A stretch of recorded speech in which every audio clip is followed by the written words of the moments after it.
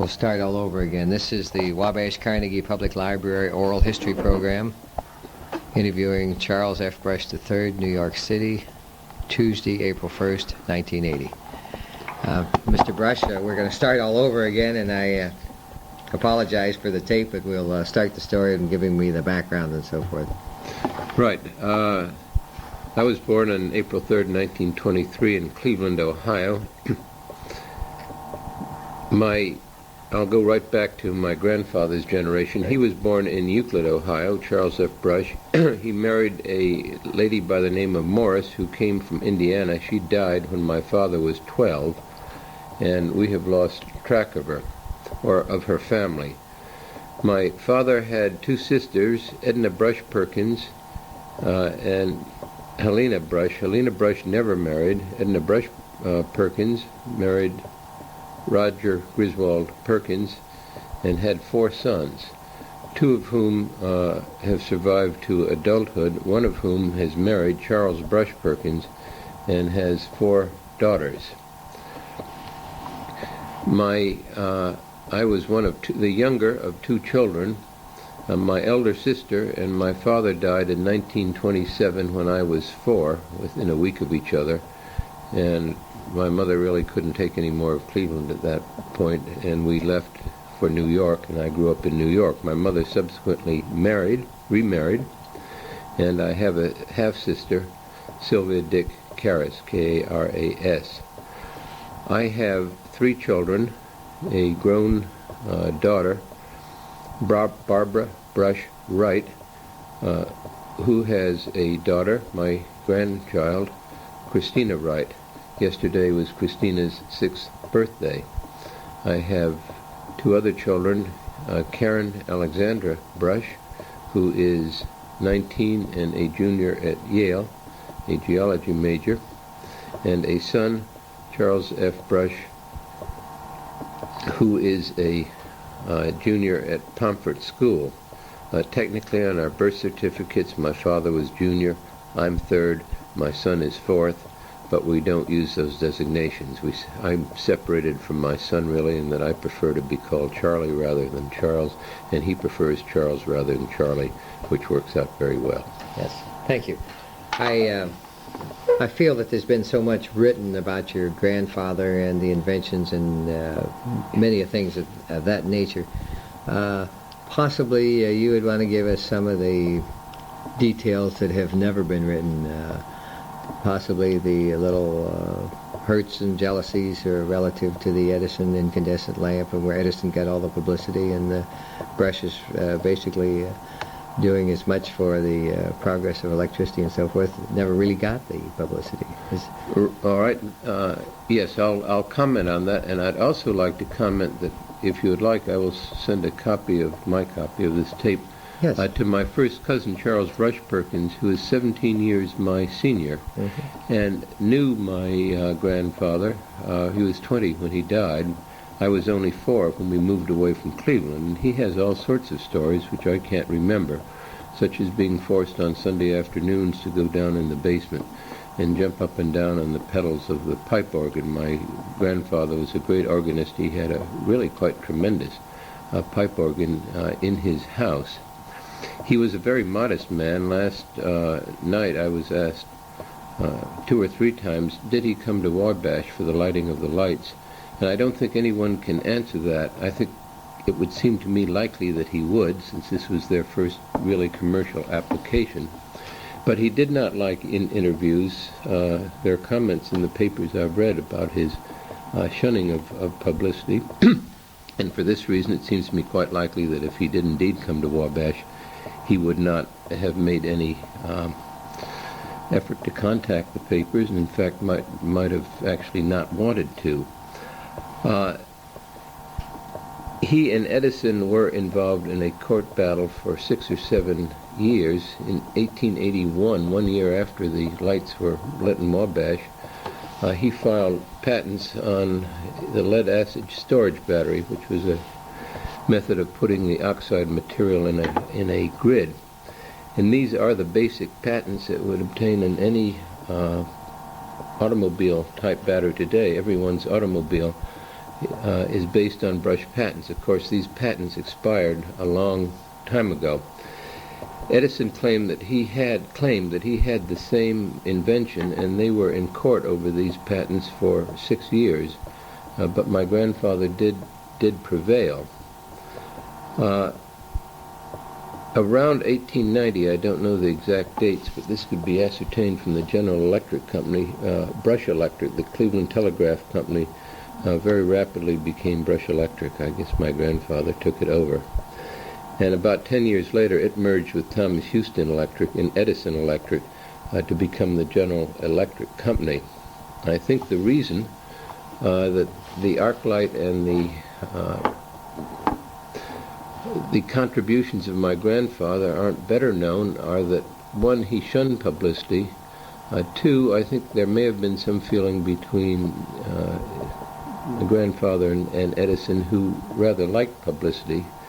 And three, the incandescent light is used much more in homes and is much more used. In fact, my grandfather had probably the first electrically lighted house.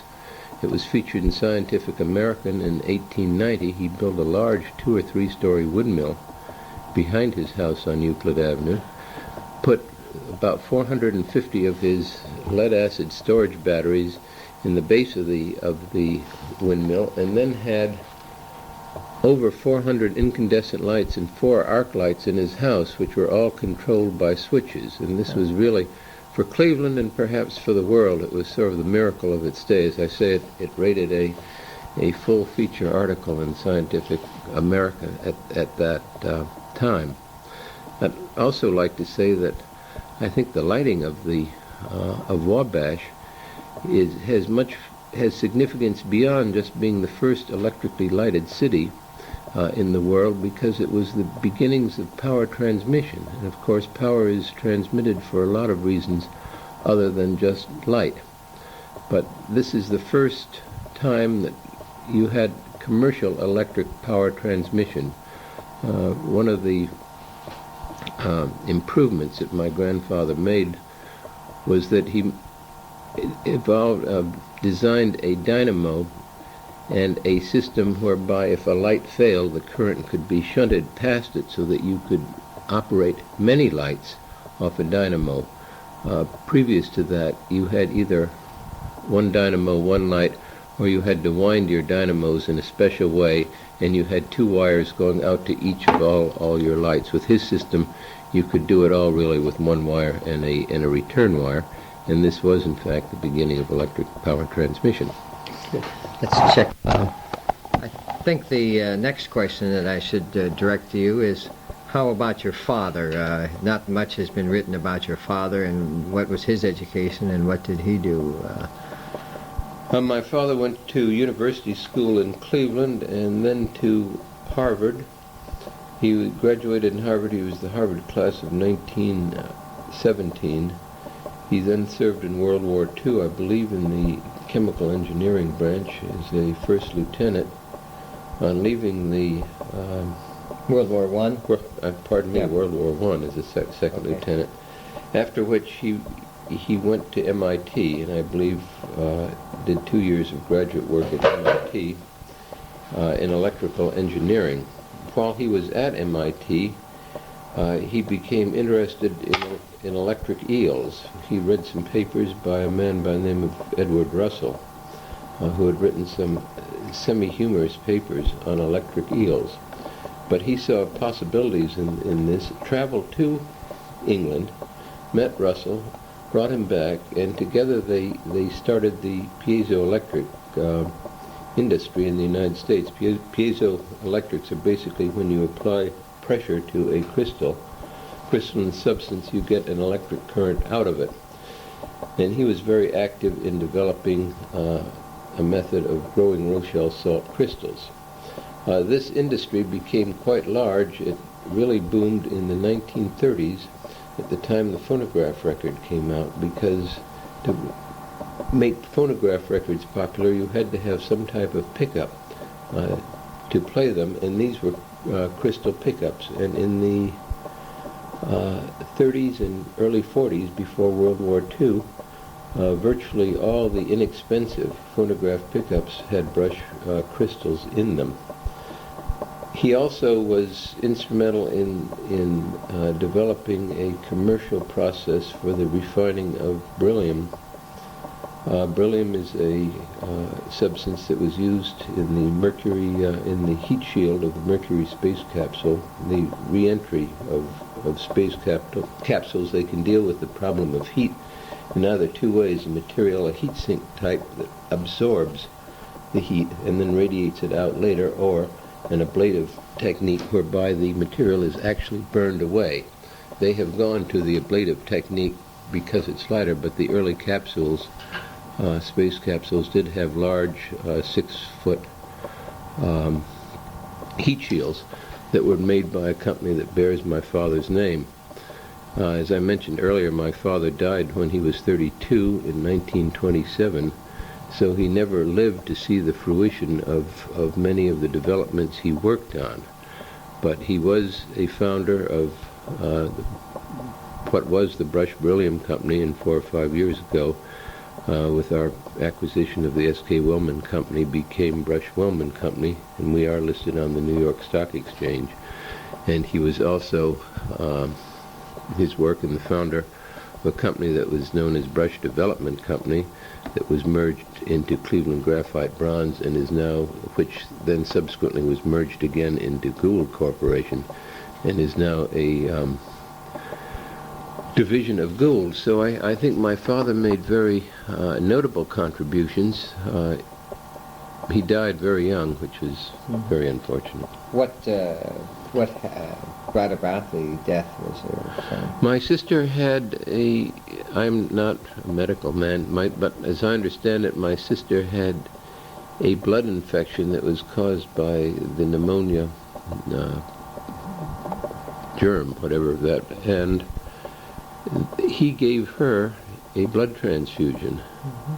And within a week they were both dead. He died of the same thing she had, which strikes me as rather unsanitary conditions or something in the hospital. However, this was done in Cleveland's best hospital. Today, probably, I've been told this by doctors, a couple of shots of penicillin would have cured them both, and there would have been, really, this type of thing would not be the medical problem that it was then. But this is quite devastating to my mother, to have both of them die within a week of each other. What was your mother's background as far as her family, and what did they do, and so forth? My mother's father was a lawyer in Cleveland, Ohio. Her grandfather was a judge.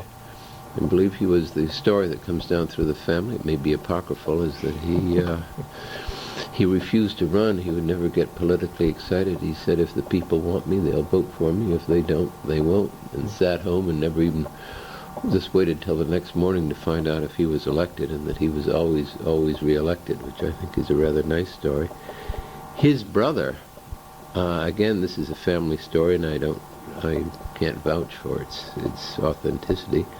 A man by the name of Adams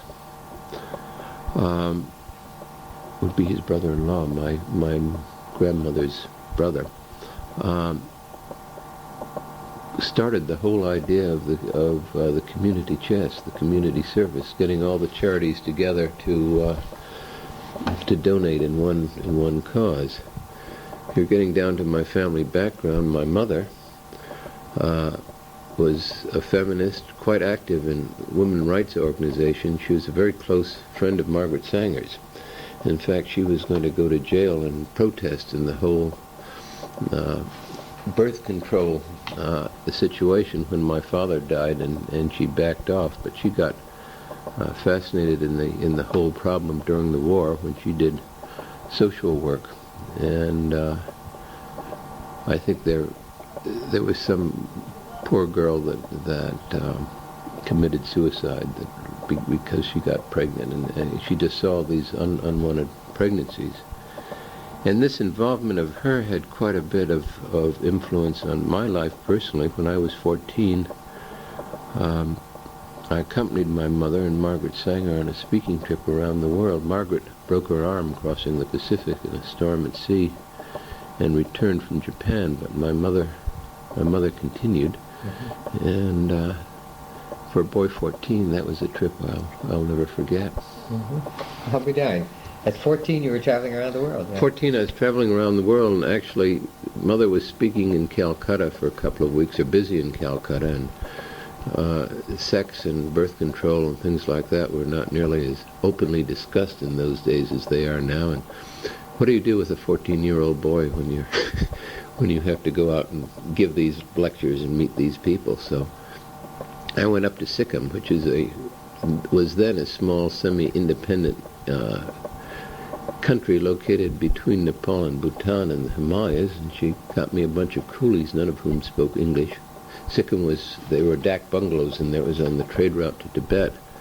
And I hiked through Sikkim for 2 weeks without seeing anyone who spoke English with these coolies, and that was one of the high experiences of my life. Sikkim is a magnificent country. It's about 90 miles long, the highest mountain peak in 60 miles wide, and the highest mountain peak is 28,000 feet, and the lowest valley is 2,000. So you'd go from lush forests with wild orchids up into the plains and then up into the mountains. It was a fantastic trip. Have you been back since then? Oh yes, I've traveled very extensively. I've been back to Bhutan and Nepal. I hope to go back to Sikkim again in this May. Tell me about, let me look at this tape. Tell me about your involvement in the Explorers Club and their travels and so forth. That I think that... Well, that's a really tough one to capsulize that in a couple of minutes. Let me tell you something about the Explorers Club. The Explorers Club was founded 75 years ago. We're going to have our 75th birthday this October by Admiral Peary. 4 years before the Admiral reached the pole, as a place where explorers could get together and for the exchange of information and the encouragement of exploration, and really what exploration stands for, which is an exceeding of the frontiers, of taking a risk, to going out and trying to find something new. And I think really what made this country great, and which set us apart from Europe and really allowed us to surpass Europe in the 19th century, certainly, was the whole spirit of the frontier, and the fact that the people that came over here, I mean, when you think of an immigrant leaving all his ties and coming to a new country, this is a very special type of person with a certain amount of drive, and going out to the frontiers and homesteading, it takes it's a whole spirit, it's a whole way of life, and an explorer, whether he's a physical explorer or really a scientist expanding the frontiers of knowledge, I think has that, and I think this is a quality that should be encouraged for the sake of just for the sake of our country, to keep ahead. And we do that. We have always done that. The Explorers Club is a 501c3 organization. We're tax exempt. And we are not so much, nor have we ever so much been a club in the sense of a club, as we're a multidisciplinary scientific organization. I'd say 70-75% of our 2,800 members have advanced degrees. We hold seminars, we have public lectures. We have, I think, an extremely interesting youth program in which we enable, or we provide the funds for young people to participate in actual field expeditions. And very often a geologist, or I happen to be an archaeologist, an archaeologist will have funds to go out and undertake a piece of research, but he won't have any funds to take his students along. And obviously he would like to take his students, or some of his students, because they know what he's doing. They know the field, and they're motivated, but he doesn't have the money. Actually, a surprisingly small amount of money can enable a kid to participate in something like this. It's what it costs to keep him in the field. Very little, $3, $4, $5 a day, plus his airfare down there. So for usually under $1,000, you can make one of these experiences available to young people. And that's what we do. We are supported. We have some endowment funds. We have 40 corporate members that help us. We have some of the really big. Of those 40, I'd say half of them are in the top 100 of the Fortune 500. And I think that is a good program. That's about the Explorers Club. I'm running out of things to say. Yeah. How about your own personal travels? Now, obviously, if you're at Sikkim 2 weeks by yourself and at 14, tell me about your own personal travels. Well, I've traveled a great deal. Actually, by profession, I'm an anthropologist and archaeologist. I have worked in Mexico. Archaeology is exploration because you're going down under the earth and nobody quite knows what you're going to find. And I think that's it has the pleasures of scholarship, but also the joys of a treasure hunt. Because when you dig in the earth, you don't know what's going to be there. I've been lucky in some ways in that I was able to uncover the earliest pottery in Mexico, the earliest carbon-14 dated pottery. Pottery is very important really in the line of human development because pots have very little utility for nomadic people. Until people settle down and start getting a surplus, if you have to keep moving from one point to another point to another point to feed yourself, you really can't build up this specialization. But as soon as you can settle, and some people can farm, and some people can make pots, and some people can weave, and it's the start of the whole road to civilization, culminating in what we have now and going who knows where. So this is an interesting period. So the type of archaeology I do I'm not digging architecture, and the materials that we get are sort of crummy looking bits of pottery. I'd like to travel, so I've traveled quite extensively. I was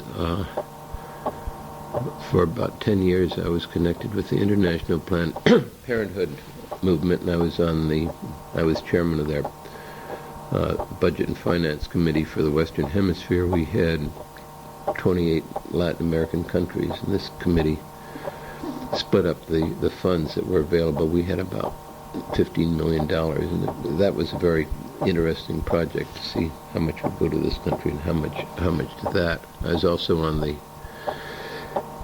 that same board that met in London, so through that I got to travel quite a bit. I've traveled quite extensively just out of curiosity. I'm going back to Sikkim, no scientific purpose. I just haven't been there since 1937 when I was a kid, 14, and I want to see it again.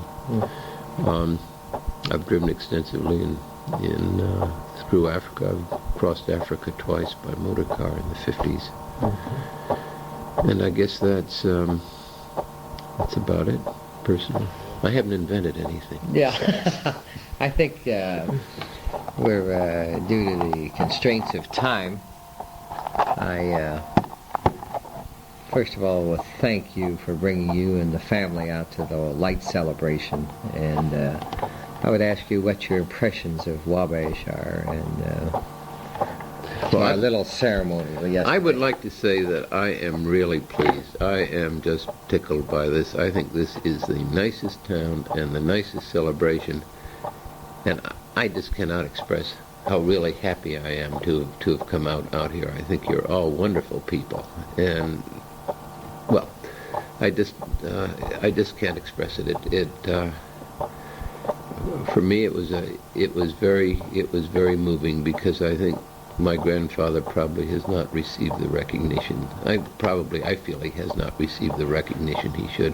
Obviously, I'm with a group of people of similar feeling, and I just think the whole way the ceremony was organized and the way it went, I think everything about it was just perfect. I couldn't think of, if I were running it, I couldn't think of a single thing I would do differently, really. And I probably wouldn't think of half the things that you did. So I really, as I say, I'm very pleased, very pleased. We appreciate having you and bringing the family and your son and your wife out to Wabash, and we're going to close this interview. And the reason that we haven't gone into genealogy and so forth, where Grandma's buried and all that, is because I know that the brush history has been done, and we can get copies of the brush history. That's no problem on the genealogy. Yeah, and so forth. That's right. My grandfather was very interested in genealogy. Yeah. Well, usually I ask him where was Grandma buried and where was Great-Grandma buried and what they die of and all that, but that's obviously in the history, and we want some personal comments from you. But I'll tell you, I will try if I can get my first cousin to put down, if you would like this for your archives. If I see him, definitely. I'll try to make a tape for you and send it out, because he has a lot of personal stories of the man, which really brings a person alive, somebody that knew him. And I wish I could. I wish I knew him, but I honestly never really did. I was a 4-year-old child, so, the memories are very vague. There are memories there, but very vague. As I say, we're on a schedule this morning, so on behalf of the library, I want to thank you for this interview, and Mr. Brescian, I hope it's a successful trip home. I'll point out one or two things on tape. Number one is we type the transcript. We send it to you for correction, and then we also ask for a release so it can be kept in the library, but that'll be forthcoming after the correction and so forth.